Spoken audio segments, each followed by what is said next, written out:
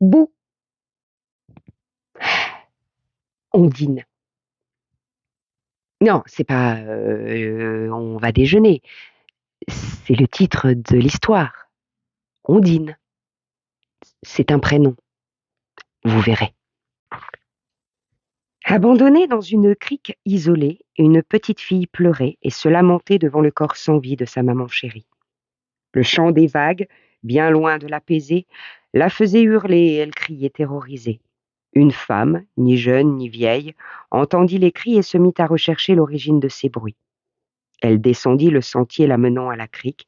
À la vue de cette petite transie par le froid, la femme s'approcha de l'enfant et la prit dans ses bras. Pendant qu'elle remontait sur les falaises, elle jeta un regard en arrière et constata que la mer avait emporté le corps de la malheureuse brisée. L'enfant se blottit dans ses bras et, bercé par la marche, s'endormit. La femme s'appelait Toinette et au cours de sa vie, elle avait déjà recueilli des animaux blessés, mais jamais de bébé. Son cœur parla et elle décida de l'adopter. La petite fille ne devait pas avoir plus de 2 ans. Elle parlait peu. Aussi, Toinette décida de la prénommer Ondine, en référence à l'eau qui lui avait confié cet enfant. Ondine était une petite fille calme, sage et enjouée, et personne n'aurait pu imaginer le drame qu'elle avait enduré. Toinette apprit à Ondine à parler, à chanter, à s'émerveiller des bienfaits de la nature. Elle lui transmit son savoir, sa connaissance des plantes, le respect des animaux et l'amour de la vie. Alors que Toinette vieillissait, Ondine grandissait, devenant chaque jour un peu plus femme. À l'aube de ses 20 ans, elle rencontra un jeune galant, Pierre. Ondine aimait Pierre et Pierre aimait Ondine. Toinette mourut alors qu'Ondine portait la vie.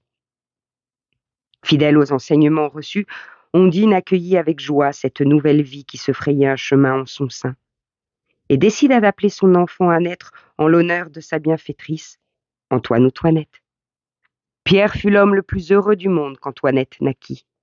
Mais pour tout bonheur, il faut parfois un malheur pour vous rappeler à la réalité. Pierre succomba à une étrange maladie qui laissa Ondine esseulée. Éprouvée par cette perte inattendue et fidèle à ce qu'on lui avait appris, Ondine respecta le cycle de la vie et entreprit de transmettre à Toinette non pas les pleurs, mais les rires, les chants et les histoires qui font grandir le bonheur. Déjà 1 an que Toinette égayait sa vie et 6 mois que Pierre était parti. La douleur qu'elle avait enfouie tout au fond de son cœur, telle une épine régulièrement la piquait. Et malgré les semaines et les mois qui passaient, cette douleur, bien loin de partir, ne faisait que la retenir dans une tristesse infinie. Un soir d'orage, alors que Toinette, qui d'ordinaire était si calme,